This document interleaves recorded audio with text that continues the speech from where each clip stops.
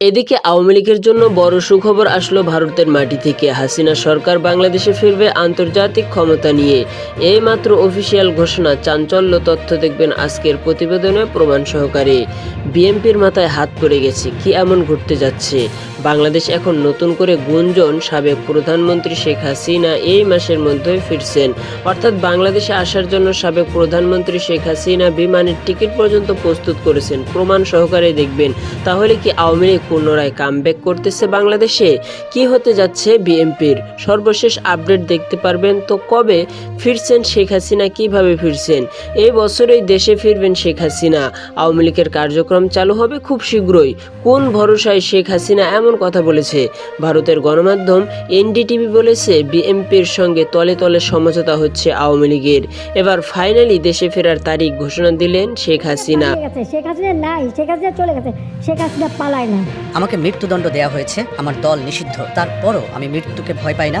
দেশের নির্বাসিত প্রধানমন্ত্রী শেখ হাসিনা আবারও স্পষ্ট করেছেন যে তিনি দেশে ফিরছেন এবং এবছরই তিনি ফিরবেন। ভারতের এনডিটিভিকে দেওয়া এক সাক্ষাৎকারে সাবেক প্রধানমন্ত্রী সাফ জানিয়েছেন তিনি কোনো বাধাই মানছেন না, মানবেন না, দেশে তিনি ফিরবেনই।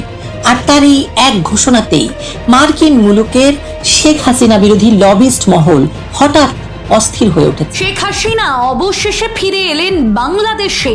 12 মাস দিল্লিতে কাটানোর পর বাংলাদেশে ফিরছেন তিনি। বিমানবন্দরে নেমেই তিনি হাত নাড়লেন সমর্থকদের দিকে। ভিড়ের মধ্যে কান্না, উল্লাস, উত্তেজনা সব মিলেমিশে এক অগ্নিগর্ভ পরিবেশ। ঢাকা আজ অচল। সকাল থেকেই হাজারো মানুষ বিমানবন্দরের পথে। পথ জুড়ে স্লোগান, নেত্রী ফিরছে, বাংলাদেশ বাঁচবে।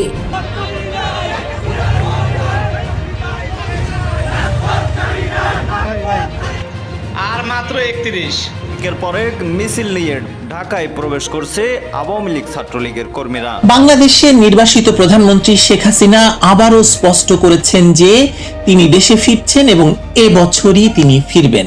ভারতের এনডিটিভিকে দেওয়া এক সাক্ষাৎকারে সাবেক প্রধানমন্ত্রী সাফ জানিয়েছেন তিনি কোনো বাধাই মানছেন না, মানবেন না, দেশে তিনি ফিরবেনই।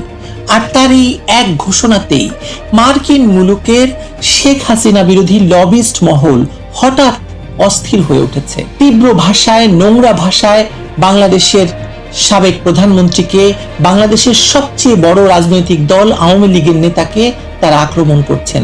কেউ বলছে শেখ হাসিনার মৃত্যু হবে জেলের ভেতর কিংবা নির্বাসনে।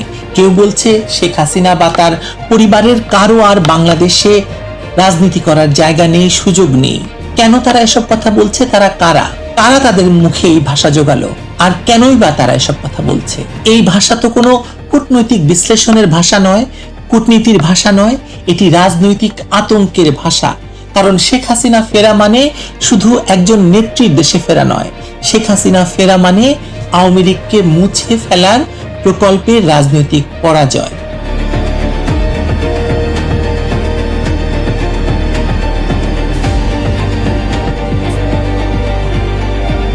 প্রায় 2 বছর হতে চলল যে দেশটি তার জাতির পিতা বঙ্গবন্ধু শেখ মুজিবুর রহমান পাকিস্তানের শোষণ, সামরিক দমননীতি এবং সাম্প্রদায়িক রাষ্ট্রচিন্তা থেকে মুক্ত করে গড়ে তুলেছিলেন, সেই দেশ থেকেই শেখ হাসিনাকে দেশ ত্যাগে বাধ্য করা হয়েছিল। তার বিরুদ্ধে মৃত্যুদণ্ডের রায় দেওয়া হয়েছে, আওয়ামী লীগকে নিষিদ্ধ করা হয়েছে, হাজার হাজার নেতাকর্মীর বিরুদ্ধে মামলা দেওয়া হয়েছে। পরিস্থিতি আর কতটা খারাপ হতে পারে বলেন? কিন্তু এখানেই শেখ হাসিনার রাজনৈতিক চরিত্রটা আলাদা, তিনি অবিচল। American general Douglas MacArthur Philippines থেকে পিছু হটতে বাধ্য হয়ে বলেছিলেন আমি ফিরে আসব।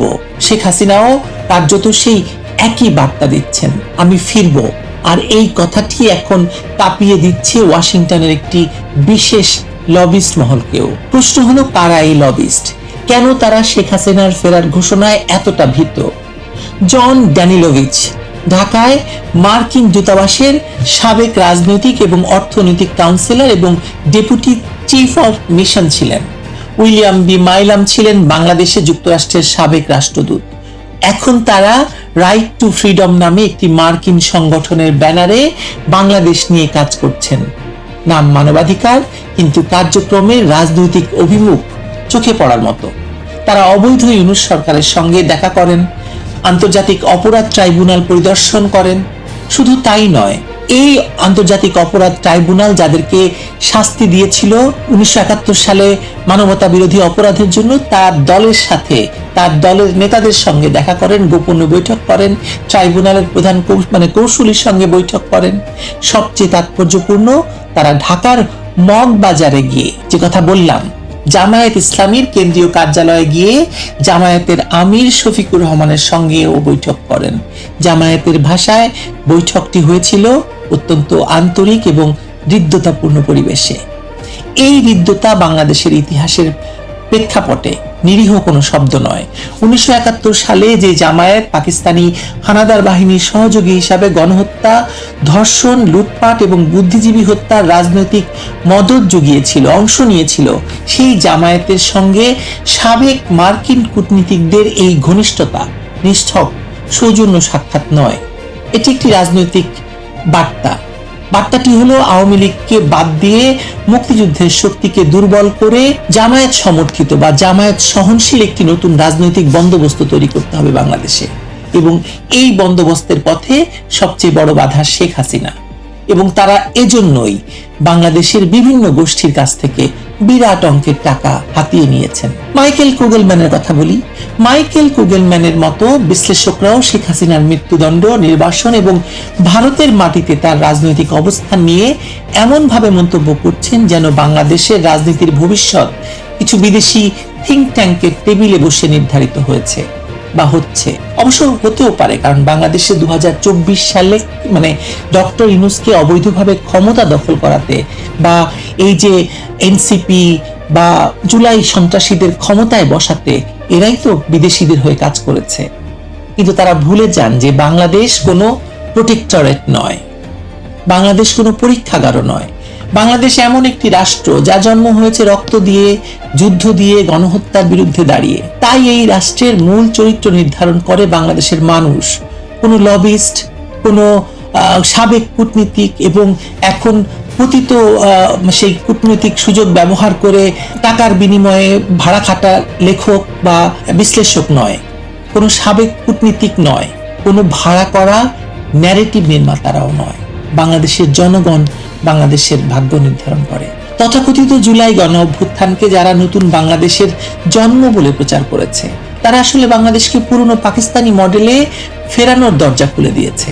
ছাত্র আন্দোলনের আবরণে ইসলামী ছাত্র শিবিরের সংগঠিত সন্ত্রাস, তারপর অবৈধ ইউনূস সরকারের ক্ষমতা দখল, তারপর সাজানো নির্বাচনের মাধ্যমে তারেক রহমানের বিএনপি সরকারের উত্থান, এই যে পুরনো ধারাবাহিকতা, পুরো ধারাবাহিকতাটা আসলে কোনো স্বতঃস্ফূর্ত গণতান্ত্রিক রূপান্তর নয়। এটি নির্বাচিত সরকার উৎখাত, আওয়ামী লীগ নিষিদ্ধকরণ, মুক্তিযুদ্ধের চেতনাকে রাষ্ট্র থেকে সরিয়ে দেওয়া এবং জামায়াতকে পুনর্বাসনের একটি সুপরিকল্পিত রাজনৈতিক প্রকল্প, মেটিকুলাস ডিজাইন। কিন্তু এই প্রকল্পের সবচেয়ে বড় দুর্বলতা হলো তারা আওয়ামী লীগকে বুঝতে পারেনি। তারা ভেবেছিল দলীয় কার্যালয় বন্ধ করলে আওয়ামী লীগ শেষ, নিবন্ধন বাতিল করলে আওয়ামী লীগ শেষ, নেতাকর্মীদের গ্রেপ্তার করলে আওয়ামী লীগ শেষ, নেতাকর্মীদের হত্যা করলে আওয়ামী লীগ শেষ, শেখ হাসিনাকে নির্বাসনে রাখলে আওয়ামী লীগ নেতৃত্বহীন হয়ে পড়বে। অথচ আওয়ামী লীগ কোনো কাগুজে সংগঠন তো নয়। আওয়ামী লীগ বাংলার মাটি, ভাষা, মুক্তিযুদ্ধ, বঙ্গবন্ধু, গণতান্ত্রিক সংগ্রাম, পুঞ্জীভূত ক্ষোভকে রাজপথে নিয়ে এসে অধিকার আদায়, রাষ্ট্র গঠনের ইতিহাসের সঙ্গে জড়ানো একটি রাজনৈতিক শক্তি। সেই শক্তিকে পুলিশ, বিজিবি, সেনা মোতায়েন করে সাময়িকভাবে চাপা রাখা যায়, কিন্তু মুছে ফেলা যায় কি? যায় না। আওয়ামী লীগের ৭৭তম প্রতিষ্ঠা বার্ষিকীতে নিষেধাজ্ঞা, ধরপাকড় এবং কঠোর নিরাপত্তার মধ্যেও দেশের বিভিন্ন জায়গায় নেতাকর্মীরা রাস্তায় নেমেছেন। এটি প্রমাণ করে যে আওয়ামী লীগ এখনো বাংলাদেশের সবচেয়ে বড় রাজনৈতিক বাস্তবতা। বর্তমান বিএনপি সরকার এবং তার পেছনের অবৈধ ইউনূস সরকারের যে কাঠামো, এই বাস্তবতাকেই আসলে ভয় পায়। সে কারণেই সেনা, পুলিশ, মামলা, নিষেধাজ্ঞা, ট্রাইব্যুনাল, জামায়াত, শিবির, এনসিপি সবকিছু ব্যবহার করা হয়েছে এই প্রতিষ্ঠা বার্ষিকীকে কেন্দ্র করে। যে কোনো শক্তিশালী সরকার বা রাজনৈতিক দল তার রাজনৈতিক প্রতিপক্ষকে নির্বাচনের মাধ্যমে মোকাবেলা করে। দুর্বল সরকার বা দুর্বল রাজনৈতিক দল নিষিদ্ধ করে, জেলে ভরে, ভয় দেখায়, হত্যা করে, তুরাগকাণ্ড ঘটায়। শেখ হাসিনার আমলে বাংলাদেশ যে উন্নয়ন দেখেছে, সেটিও এই লবিস্ট মহলের জন্য অস্বস্তির বিষয়। পদ্মা সেতু, metro rail, Karnaphuli tunnel, Bangabandhu satellite, শতভাগ বিদ্যুতায়ন, মাথাপিছু আয় বৃদ্ধি, দারিদ্র্য হ্রাস, নারীর কর্মসংস্থান, কমিউনিটি ক্লিনিক, এসব ছিল রাষ্ট্র নির্মাণের বাস্তব অগ্রগতি। এই অগ্রগতিকে তারা স্বৈরতন্ত্র বলে খাটো করতে চেয়েছে, ফেল করেছে, মানুষ এখন বুঝতে পারছে। অথচ 5ই আগস্টের পরের বাংলাদেশে কি দেখা গেল? অর্থনীতি দুর্বল, আইন শৃঙ্খলা ভেঙে পড়া, 100 দিনে 650 মানুষ হত্যা হওয়া সরকারি হিসাব মতে, সংখ্যালঘুরা নিরাপত্তাহীন, মন্দিরে হামলা, মাজারে হামলা, মসজিদে হামলা, মুক্তিযোদ্ধাদের অপমান, জয় বাংলা নিষিদ্ধের মানসিকতা, বঙ্গবন্ধুর স্মৃতির উপর আক্রমণ। এটাই তো নতুন বাংলাদেশ, মানুষ তো এটাই দেখেছে, এটাই তো নতুন বন্দোবস্ত। হিন্দু, বৌদ্ধ, খ্রিস্টান, আহমদিয়া, আদিবাসী এবং সুফি ধারার মানুষ আজ নিজেদের দেশেই অরক্ষিত, মানে তাদের জীবনের কোনো নিরাপত্তা নেই। সংখ্যালঘু অধিকারের পক্ষে কথা বললেই মিথ্যা মামলা, জেল, সামাজিক আক্রমণ। এটি বিচ্ছিন্ন ঘটনা নয়, এটি রাষ্ট্রের চরিত্র বদলের প্রক্রিয়া। মুক্তিযুদ্ধের অসাম্প্রদায়িক বাংলাদেশকে ভেঙে একটি পাকিস্তানি মডেলের, আফগানিস্তান মডেলের বাংলাদেশ বানানোর চেষ্টা হয়েছে বা এখনো চলছে। আর এই প্রকল্পের নেপথ্যে যারা জামায়াতের কার্যালয়ে বসে বিদেশ থেকে এসে বৈঠক করেন, তারা বাংলাদেশের গণতন্ত্রের বন্ধু তো ননই, তারা বাংলাদেশের রাজনৈতিক পুনর্গঠনের নামে ইতিহাস বদলের কারিগর হওয়ার চেষ্টা করছিলেন এতদিন। শেখ হাসিনা তাদের এই চেষ্টাকে আসলে চ্যালেঞ্জ করেছেন। এখন প্রশ্ন হলো, শেখ হাসিনা শুধু দেশে ফেরার ঘোষণা দিলেন না, মানে একেবারে সময় নির্ধারণ করে বললেন যে তিনি এবছরই ফিরবেন। এতে এই মার্কিন লবিস্ট গ্রুপ এত চিন্তিত হয়ে পড়লো কেন? কেন তারা হঠাৎ এতটা উলঙ্গভাবে শেখ হাসিনা বিরোধিতায় নেমে গেল?